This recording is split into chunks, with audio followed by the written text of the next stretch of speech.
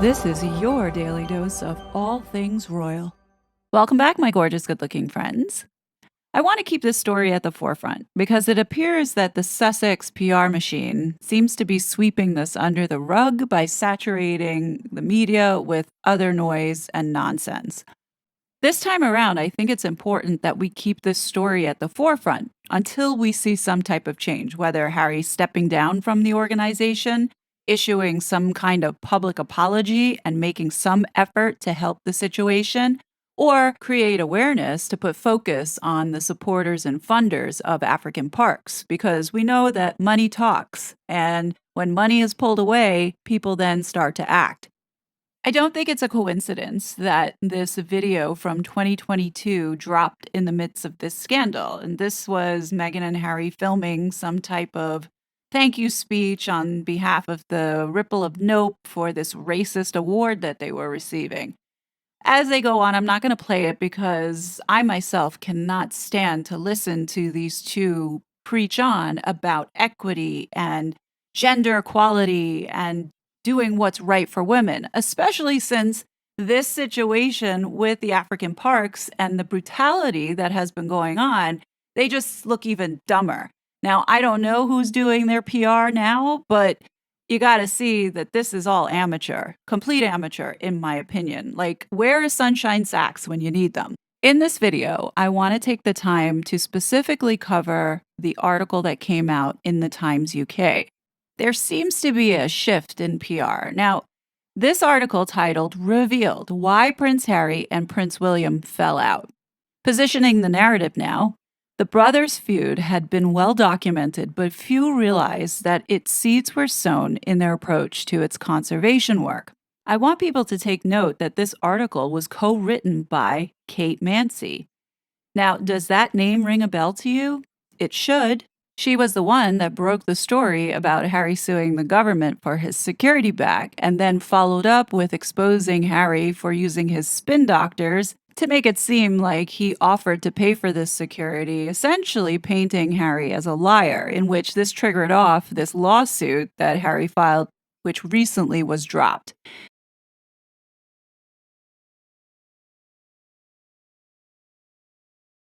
I think it's important to understand this writer so we understand the position that this writer is taking now in this article for the Times.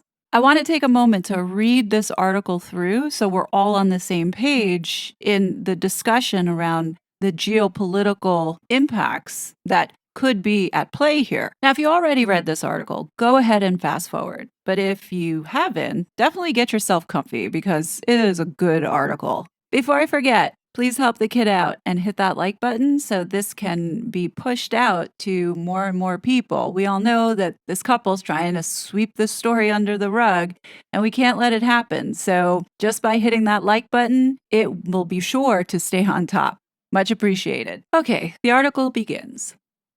When it comes to the rift between the Prince of Wales and the Duke of Sussex, the Palisades who lived through it will not forget the details anytime soon.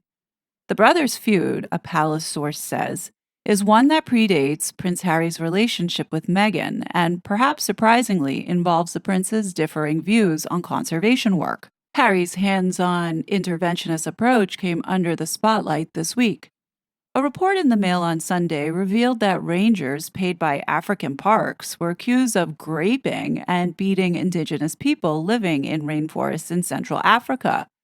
The charity deploys 1,400 guards to the 22 national parks, covering 77,220 square miles it manages in 12 African countries, including the Republic of the Congo, where the alleged abuses took place. It must have made difficult reading for Harry. Last year, he was promoted to its board of directors after 6 years as its president. The Times has approached Harry for comment. His representatives told the Mail on Sunday, when the Duke became aware of these serious allegations, he immediately escalated them to the CEO and chairman of the Board of African Parks, the appropriate people to handle next steps. The Duke is also said to be planning a Netflix documentary about his conservation work in Africa. African Parks has responded to the allegations by saying it has a zero-tolerance policy for any form of abuse, It has launched an investigation into the claims led by an external law firm and said it was working with the Congolese police to bring perpetrators of any abuses to justice. Yet the brothers' own disagreements may well have predicted the dangers of the association's strategy. The Prince's African War. Sharing a charitable foundation, William and Harry are said to have regularly disagreed on the best way to reduce poaching and save endangered species in Africa. A well placed source who knows both brothers said, they are both very passionate about saving protected species, but didn't always share the same view about how to run projects in Africa. William believes you should focus on community led schemes where local people over time feel empowered to protect the land. Harry, on the other hand, was more interventionist. He felt that you need a more hands on approach to ensure wildlife habits were securely protected to enact change quickly. William's approach was not without its dangers. His good friend, Anton Mazimba, 42, a ranger in Kruger National Park, was killed by gunmen. The firm handed approach favored by Harry, however, requires generous donations from Western donors and has fueled tensions with communities who have been cut off from age old grazing and herding routes. In his autobiography Spare, Harry wrote, "One day, we almost came to blows in front of our childhood mates." When the friends asked why the princes both work on Africa, William is said to have replied, "Because rhinos, elephants, that's mine." Undeterred, Harry spent 3 weeks in Malawi in 2017 working with African parks to relocate 500 elephants, one of the most ambitious conservation tasks in human history. At the end of the project, Harry appeared to take aim at William's approach to conservation, saying, "To allow the coexistence of people and animals, fences are increasingly having to be used to separate the two and try to keep the peace. Once a fence is up, you are now managing a parcel of land. Different rules have to apply, whether we like it or not. Under these conditions, human intervention in stabilizing nature might be required by park managers." He cemented his stance first by becoming president of African Parks in 2017, and then in October, joining the 8-strong board of directors who oversee the strategy of the continent's richest and most influential conservation organization. The situation on the ground in Africa is far more complicated and sweeping than a group of rogue guards. The volatile conditions in which the charity operates on a donated budget of $100 million a year has led to a blurring of lines between conflict and conservation. Its 1,400-strong ranger force is often better paid and equipped than the local armies. In Benin, its anti-poaching units have been likened to a counterterrorism force in their defense of endangered species from Islamist militants. The charity resists the comparison, though. One of its own leaked internal reports described an incident from 2020 in which a director of W National Park sent its anti-poaching units backed by a helicopter and light aircraft on a 36-hour hunt for terrorists. 2 years later, in the same park, 7 African park staff, including 4 rangers and a French trainer, were killed by militants in a series of roadside bombings. Beyond the abuse reported earlier this week, there have been other incidents of guards running amok, but with the African Park's own senior staff the targets. The charity confirmed to The Times an insurrection in 2013 at Garamba National Park in the Democratic Republic of Congo, during which Peter Fernhead, CEO of African Parks, and one of the rangers' trainers were held against their will by a number of rangers. Ironically, Fernhead, who was a guest at Harry and Meghan's wedding, had brought a group of VIPs, including senior diplomats and regional ministers, into the park to showcase the work of his rangers. There have been other such armed rebellions by guards against the charity's management, African Parks told The Times, which were typically linked to pay and discipline. Such incidents are particularly difficult to deal with when it involves mass action, the charity said, but over time are less likely to happen. In insecure parts of the continent with low levels of education, this process of continued professionalization is essential in bringing about long-term stability, safety, and security for the benefit of people. Harry doesn't have experience to navigate out of crisis. Harry still accepted a promotion from a purely figurehead position to one that will be far more demanding. Now, a former member of African Park's management team, who, as not to be named, has questioned the Duke of Sussex's suitability for a governance role guiding the charity's management through complex and dangerous contexts. Harry has neither the tools nor experience to navigate his way through such crises. They told The Times, backing demands for him to step down. The late Dutch billionaire Paul van Vlingensen was among the organization's founders in 2000, seeing in it an African solution for Africa's conservation challenges. But elevating Harry to a position of influence has just reinforced criticism of the charity as green colonialism.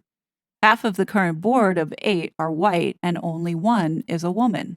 The former African Parks executive said, by stacking boards with white males and failing to embrace the perspectives of Black Africans and women, leadership is bound to be stilted. Yes, there is a role for celebrities as patrons or ambassadors, but not on a governing board.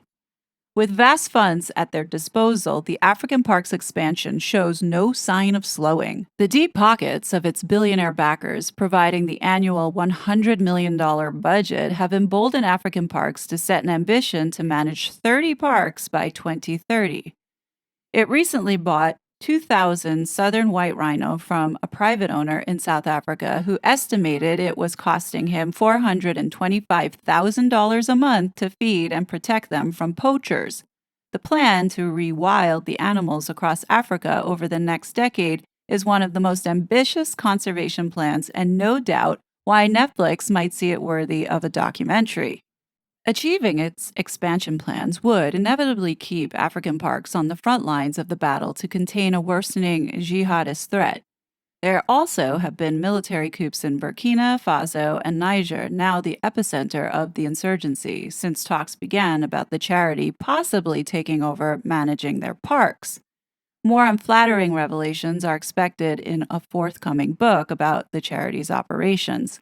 Oliver van Beeman, a Dutch investigative journalist, described his findings as very critical. He said African parks like to tell a beautiful story about the hopeless parks they help turn into anchors of stability. I wanted to check whether this claim is justified and if they are the good solution they claim to be. I was surprised myself by what I found. Harry is not being paid for his role on the governing body of African parks, though benefits include influencing the management of 49.4 million acres of protected areas, almost the size of England, Scotland, and Wales combined. Harry will also get to network with some of the world's richest philanthropists who bankroll the charity's work. These include the American Walton family, who founded Walmart, the Oppenheimers, whose fortune was amassed from diamond mining in South Africa, and the Swiss tycoon Hans-Jörg Wyss, a shareholder in Chelsea Football Club. With so many high-profile reputations at stake, African Parks will surely be keen to ensure it never courts such negative publicity again. Whether it can peacefully navigate its conservation mandate in areas where well-armed terrorists are staking their own claims remains to be seen. Managing tensions between its rangers and local communities who have foraged and hunted for generations in the areas they guard will be a constant test for Harry and his fellow governors. Closer to home, there is one war which continues to rage, that of the Windsor brothers. No public messages have been forthcoming from the Sussexes to wish the King or the Princess of Wales well after their stays in hospital. One thing seems certain. With his wife's recovery to prioritize, William won't be stepping into a crisis management role to help his brother with the African Parks debacle anytime soon. So that was the article. And my assessment is that this is the palace's way of separating and distancing themselves from Harry and this mess, particularly William. Given that Prince Harry had attacked Kate Mansi with that lawsuit, it's no surprise that she has written this article in favor of distancing the royal family away from this mess, which leads me to believe that, being she had some royal sources from the palace that helped with this article, that yes, she is helping the family do PR damage control or mitigation to make sure that this doesn't follow the royal family in any way, because it's bad. What this is doing is protecting the future king. Obviously, Prince William does not want any kind of scandal following him into his reign. And with this, it's also being used to highlight William's strengths as well as Harry's weaknesses in showing the differences between the two brothers. In one is being a leader and the other one is just inexperienced and hanging around a whole bunch of trouble. And after we all have witnessed the last 5 years and how everything unfolded, you realize that the overall war and feud between the two brothers is really about power. That competition between the two of them, as far as who's the stronger one, who is the more popular one, who's going to be king, who's never going to be king, who wants to be king. And the overall resentment of the Harkles really boils down to ego. They see one brother has it all and pretty much was given everything as a result of his destiny, while the other brother is stuck with trying to forge and figure his way out into this world to be something. And I think right now, in this competitive view that Harry has of being envious of what Prince William has, he is in this place where he is determined to accumulate wealth and power that supersedes his brother. And we have seen time and time again Harry and Meghan demonstrate a very authoritative Hitler like demeanor with the public. Meghan and Harry do not support freedom, they are Marxists. And what we have been seeing them carry out and the people that they support and align with just proves that. Let's begin to talk about a few things from this article that stick out. The firm-handed approach favored by Harry, however, requires generous donations from Western donors and have fueled tensions with communities who have been cut off from age-old grazing and herding routes. Firm-handed, as a mark of a dictator. And then what you have? The globalists, those that are the ones that are influencing the elections. This is what we have going on here in the United States. A good analogy of what we see happening here is the COVID lockdowns. You have a firm-handed approach where leaders have forced people to stay inside and not be able to live their lives, while you have all these NGOs as well as pharmaceutical companies, people like Bill Gates, all pumping money in to get people to get on board with adopting this medication into your system, okay? This is a similar setup here in the name of preventing wildlife extinction. Make no mistake, Harry's doing this with this totalitarian approach, not only to make money, but also to gain political power. No doubt, Harry's ego absolutely loves to see his name up in lights as a board of director connected to a charity that brings in over $100 million annually. This is a status thing for Harry, and he belongs to a group of elitist parasites who have no intention of bridging the equity gap and making the world a better place, but instead of profiting off of people's pain, which is why he did absolutely nothing when this was reported to the organization about the abuses happening. Given the fact that Harry comes from a long line of family members who belong in the military and service, Harry has some idea as to how the military and militia work. Tactics, strategies.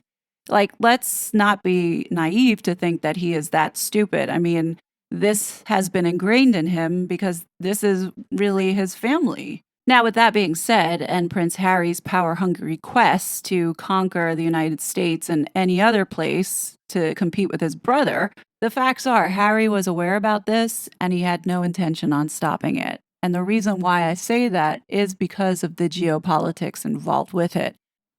So my good buddy, Duchess of Narsussex, had did a video 2 days ago, and it really has filled in some gaps of what is really going on here and why this needs to be kept at the forefront, because this is not charity, this is not being humanitarian, this is purely evil stuff. I'm going to go ahead and play some of it. I do recommend you go over and watch the full video if you haven't. But this is going to fill in some blanks, and it is going to blow your mind when you realize that what we're seeing, I mean, I think many people by now get the fact that all these foundations and humanitarians that we see here are doing this because there is something in it for them. Harry and Meghan are no different. Well, obviously, we know Harry and Meghan will not do anything unless there's something coming back to them. So, Harry has not stepped down from this charity. Why? Because he can't, for a multitude of reasons. So, the question is, what are you up to, Harry? Well, I figured out what you're up to. He's capable of being a scumbag, and he's also capable of being controlled and taking direction, as we know from how his wife deals with him. Pragmatic and promiscuous, explaining the rise of competitive political militias across Africa. Uh oh. Across African states, militias have become one of the main agents of political violence, acting for a third of all recent conflict. Militia violence is attributed to cultural reactions to disorder, failing in predatory states, and local cleavages which emerged during civil wars. However, activity largely occurs in democratizing states without civil wars. This article presents a typology of militias based on their local roles and actions and an explanation for the prevalence of competition militias. Changes in macro politics ushered in a new era of conflict and fragmentation among political elites. Well, there you go. Harry's not an elite in anybody's mind, but he is still considered an elite. Militias operate as private armies for these elites. Wouldn't you say that this is a private army? The Rangers, we'll get to that.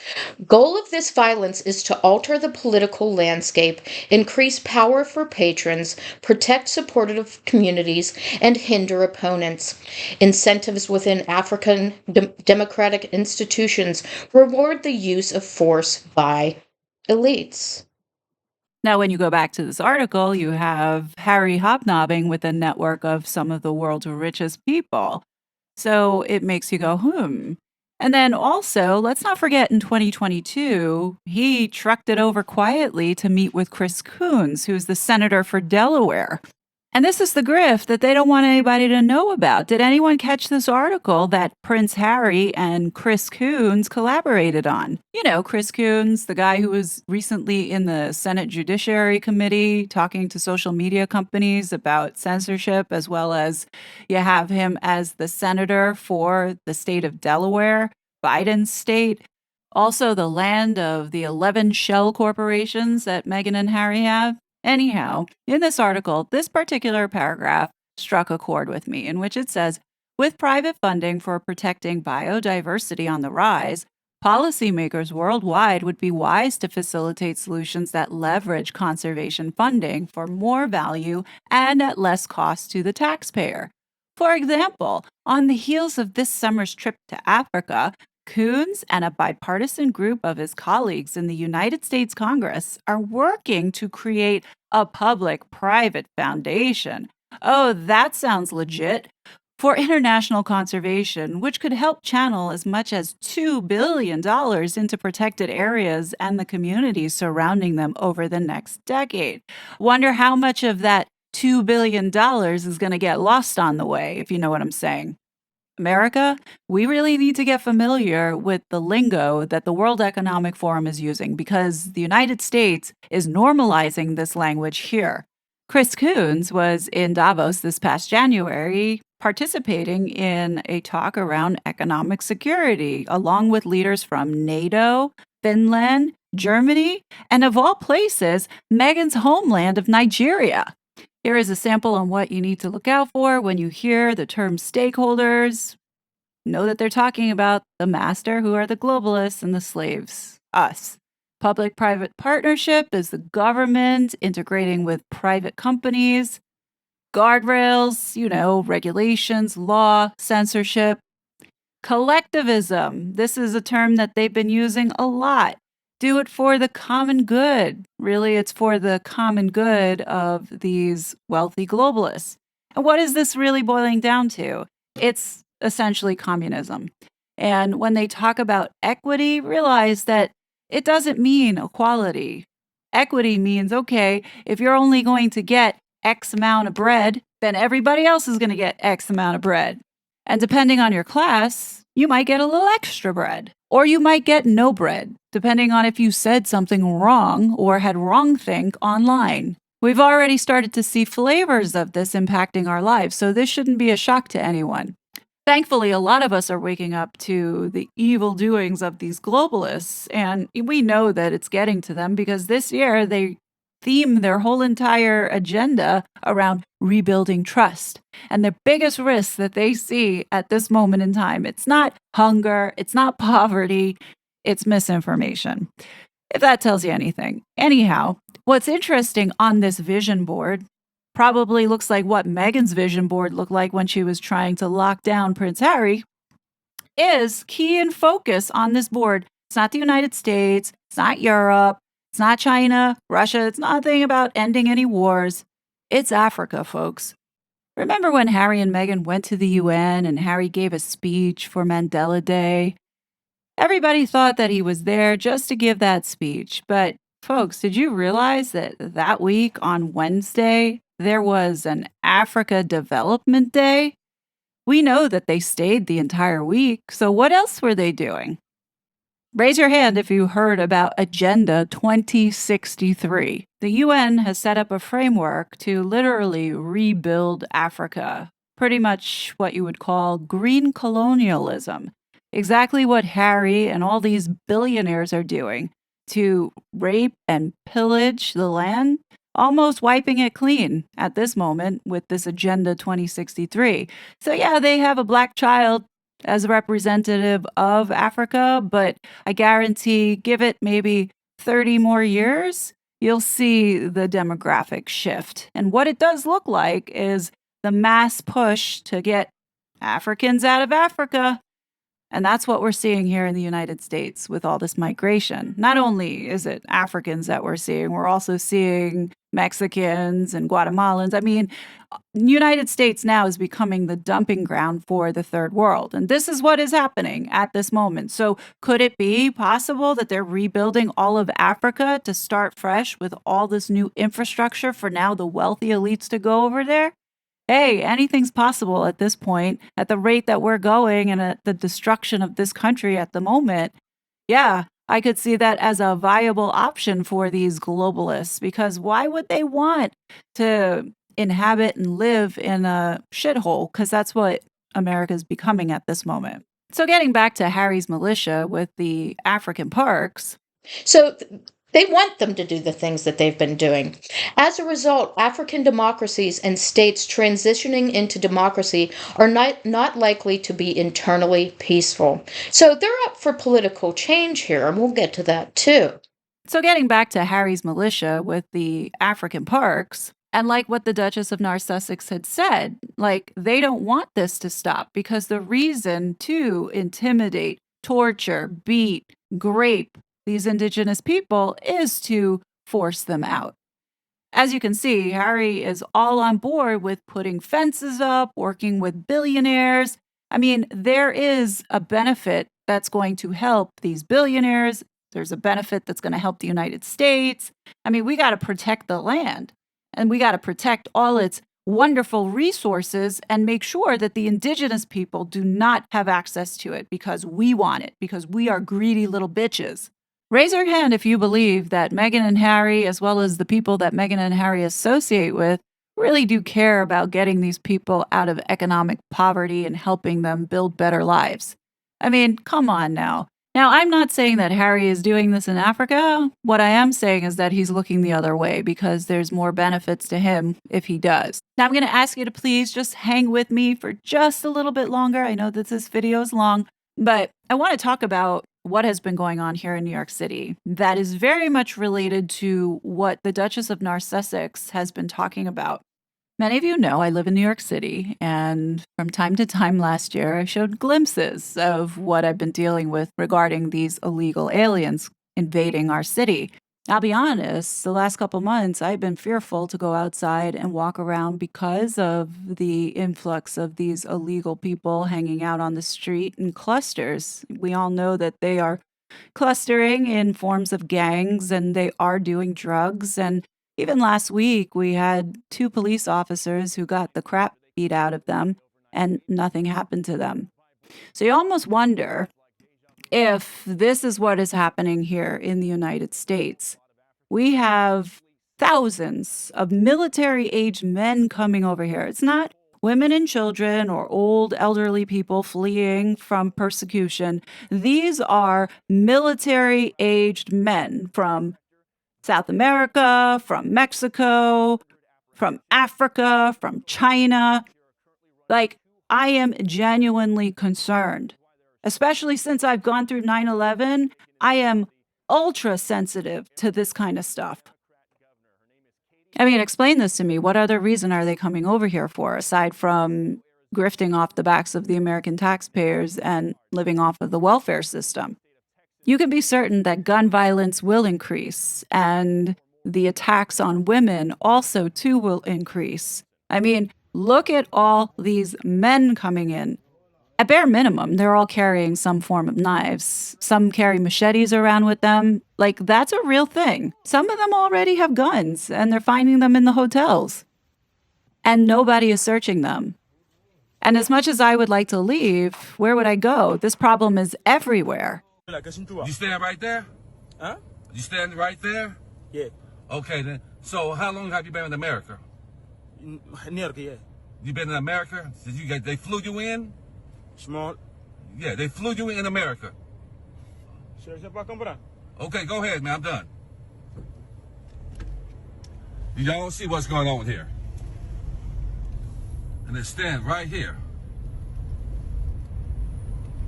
You see what's going on here, guys? See, I keep my eyes open, and y'all right here being entertained, want to be separate. And they bringing these people right in our communities, guys. They're right in our communities. There's something about to happen. And we so busy being highly favored and coming against each other. Yep, they're standing in this place right here. These African guys right here. Look at them right there. Y'all need to share this video, man. Well, these are African guys coming in out. They just dropping them off, man. And the melanated communities. They dropping them off, guys. They're just dropping them off in our communities. Man, this is ridiculous. Look at them. Look at them. These are not our people. For you fools who say that Africans and us indigenous and indigenous American Indians, labeled as black and African Americans, we are the same people, you're foolish. And if you think that, you need to be removed out the way. They're all over the inner city. They've been dropped off, and we need to be galvanizing and making plans and watching out for our children and our women, because they just dropping off men. Young men of fighting age, they drop them off, and they're devising a plan to take you damn niggers out of here, because y'all are stupid and foolish if you don't wake the hell up. Recent years have seen a rise in the deployment of party militias. They use violence to intimidate rival candidates and opposition constituencies to alter the political landscape in support of party in power, a crude coercive tool to keep a population from challenging the status quo.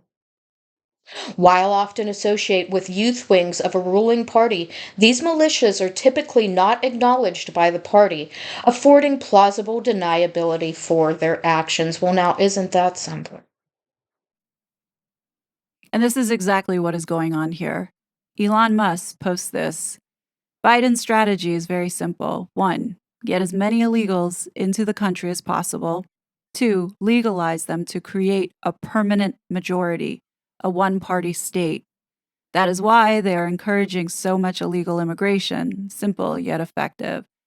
And now that would make sense, because if you flood the system with all these illegal people who are going to get welfare, being taken care of, they're not going to leave. They'll never vote the current party out.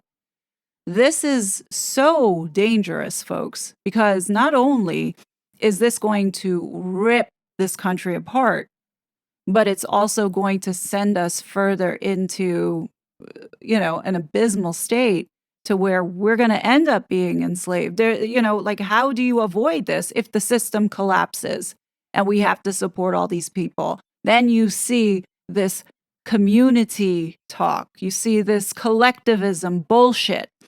And then all of a sudden now the government is responsible for taking care of you.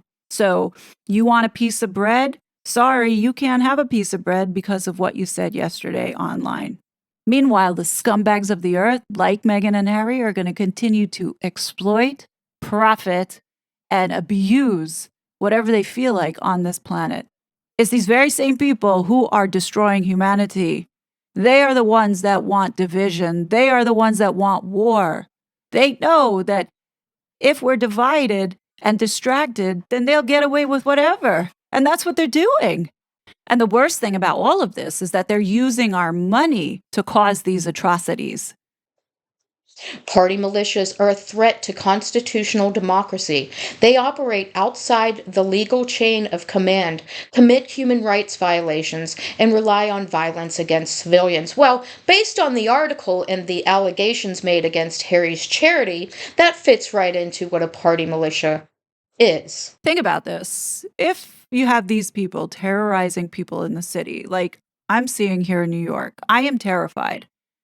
Who's to say that come election day, people might just stay home and not go vote because of being too afraid to go to the ballots? This is the real what's happening in NYC. Eric Adams, who still pretends to be the law and order mayor. But if anything happens that involves an illegal alien, you can't do nothing to him. Again, I'm going to state to you what happens. The Milford Plaza is now a breeding ground of Venezuelan gangbangers, drug dealers, and pimps selling some of their women, their men, and their transgenders. The police officers are not allowed in from the nearby precinct. They are told, patrol on the outside, do not go into the Milford Plaza. That is true for other migrant centers.